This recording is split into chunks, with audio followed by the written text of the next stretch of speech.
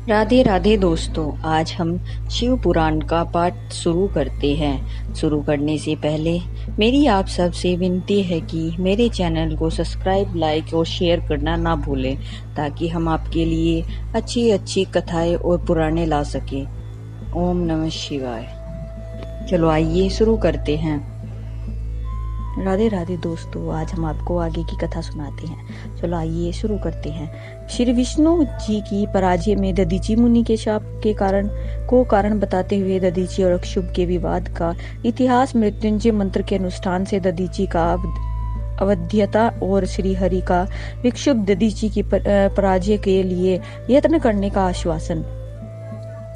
राजा विक्षुभ का यह मत स्तुतियों और स्मृतियों के विरुद्ध था, इसे सुनकर भृंगु कुल भूषण मुनि श्रेष्ठ दधीचि को बड़ा क्रोध हुआ। मुनि अपने गौरव का विचार करके कोपित हुए तो महातेजस्वी दधीचि ने विक्षुभ मस्तक पर बाएं मुक्के से प्रहार किया। उनके मुक्के की मार खाकर ब्रह्मांड के अधिपति कुत्सित बुद्धि वाले क्षुभ अत्यंत कुपित हो गरज उठे और उन्होंने व्रज से दधीचि को काट डाला। उस व्रज के आहत हो भृंगु वंशी दधीचि पृथ्वी पर गिर पड़े। भार्ग वंशधर दधीचि ने गिरते समय शुक्राचार्य का स्मरण किया। योगी शुक्राचार्य ने आकर दधीचि के शरीर को, जो विक्षुभ ने काट दिया था, तुरंत जोड़ डाला। दधीचि के अंगों को पूर्ववत जोड़कर शिव भक्त शिरोमणि तथा मृत्युंजय विद्या के पर्वत शुक्राचार्य ने उनसे कहा। शुक्र बोले, तात दधीचि में सर्वसर भगवान शिव का पूजन करके उन्हें स्तुति प्रतिपादित महामृत्युंजय नामक श्रेष्ठ मंत्र का उपदेश देता हूँ। मृत्युंजय हम भगवान त्र्यंबकम का यजन आराधना करते हैं। त्र्यंबकम का अर्थ है तीनों लोकों के पिता। प्रभावशाली शिव वे भगवान सूर्य, सोम और अग्नि तीनों मंडलों के पिता हैं। सत्व तत्व और तम तीनों गुणों के महेश्वर हैं। आत्म तत्व, विद्या तत्व और शिव तत्व इन तीन तत्वों के आह्वानीय ग्रहपति हैं। दक्षिणाग्नि इन तीनों अग्नियों के सर्वत्र उपलब्ध होने वाली पृथ्वी, जल एवं तेज इन तीनों मूर्ति भूतों और सर्वत्र सात्विक और भेद से त्रिविध बुद्धि के भूतों के, त्रिविदेव के, स्वर्ग के त्रिभुजा और त्राधिभूत सबके ब्रह्मा, विष्णु और शिव तीनों देवताओं के महान ईश्वर महादेव जी हैं। यहाँ तक मंत्र के प्रथम चरण की व्याख्या हुई। मंत्र का द्वितीय चरण और जैसे फूलों में उत्तम गंध होती है, उसी प्रकार वे भगवान शिव संपूर्ण भूतों में, तीनों गुणों में और समस्त कृत्यों, इंद्रियों और अन्य देवों में और गणों में उनके प्रकाशक सारभूत आत्मा के रूप में विख्यात है। तत्एव सुगंधित युक्त एवं संपूर्ण देवताओं के ईश्वर है। जहाँ तक पद की व्याख्या हुई है, वह अब प्रतिष्ठित मान की व्याख्या करते हैं। उत्तम व्रत का पालन करने वाले द्विज श्रेष्ठ महामुनि नारद उन अंतर्यामी पुरुष शिव से प्रकृति का पोषण होता है। महातत्व से लेकर विशेष प्रयत्न संपूर्ण विकल्पों की पुष्टि होती है तथा मुझ ब्रह्मा का, विष्णु का, मुनियों का तथा इंद्रियों सहित देवताओं का भी शोषण होता है, इसलिए वे ही पुष्टिवर्धन है।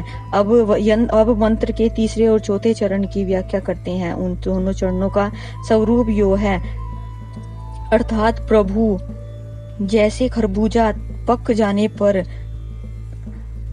लता बंधन से छूट जाता है, उसी तरह मैं मृत्यु रूप बंधन से मुक्त हो जाऊं, अमृत पद मोक्ष से पृथक न हो। वे रुद्रदेव अमृत स्वरूप हैं, जो पुण्य कर्म से, तपस्या से, सर्वाध्य से, योग से तथा ध्यान से उनकी आराधना करता है, उसे नूतन जीवन प्राप्त होता है। इस सत्य के प्रभाव से भगवान शिव स्वयं ही अपने भक्तों को मृत्यु के सूक्ष्म बंधन से मुक्त कर देते हैं, क्योंकि वे भगवान ही बंधन और मोक्ष देने वाले हैं। ठीक उसी तरह जैसे उर्वरक अर्थात ककड़ी का पौधा अपने फल को स्वयं ही लता के बंधन में बंधे रखता है और पक जाने पर स्वयं ही उसे बंधन से मुक्त कर देता है।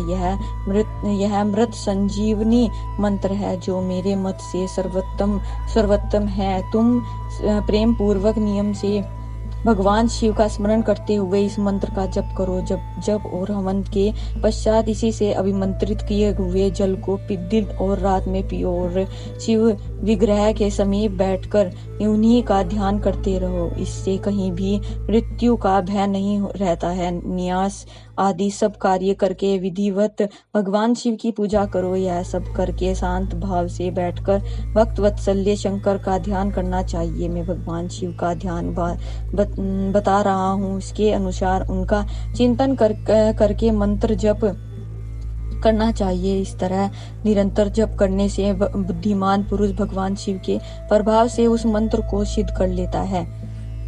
जो अपने 2 कर कमलों में रखे हुए 2 कलशों से जल निकालकर उसमें ऊपर वाले 2 हाथों द्वारा अपने मस्तक को खींचते हैं, अन्य 2 हाथों में 2 घड़े लिए उन्हें अपने गोद में रखते हैं तथा शेष 2 हाथों में रुद्राक्ष तथा मृग मुद्रा धारण करते हैं। कमल के आसन पर बैठे हैं, सिर पर स्थिर चंद्रमा से निरंतर झरते हुए अमृत से जिनका सारा शरीर भीगा हुआ है तथा जो 3 नेत्र धारण करने वाले हैं, उन भगवान मृत्युंजय का जिनके साथ गिरजा नंदिनी उमा भी विराजमान है, मैं भगवान चिंतन करता हूँ।